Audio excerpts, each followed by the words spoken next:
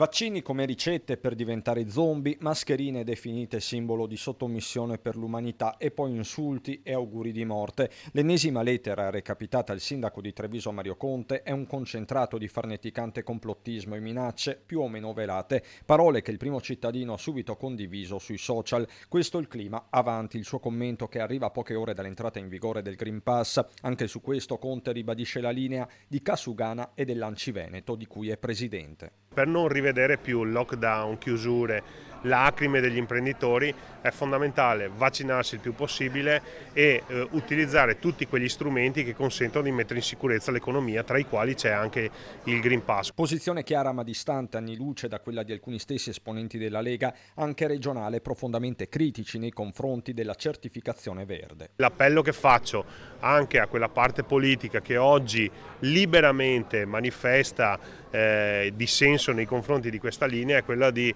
mettersi nei panni degli amministratori che devono vedere tutelata la salute pubblica. Salute pubblica che passa anche attraverso i controlli sull'applicazione delle nuove regole, soprattutto nei locali al chiuso. Nessuno ha come obiettivo quello di multare o di punire i cittadini che non vogliono rispettare le regole, ma ci siamo posti l'obiettivo di far capire l'importanza di rispettare le regole. In quest'ottica il sindaco di Treviso sposa l'iniziativa della collega di Ponte di Piave Paola Roma, pure lei della Lega, che ha introdotto i lavori socialmente utili in comune, ovviamente online, per i giovani che hanno contratto il Covid durante feste abusive. Sentirò proprio nelle prossime ore la collega per capire quali sono le caratteristiche di questo progetto e se è ripetibile nella mia città sicuramente lo valuterò insieme agli assessori.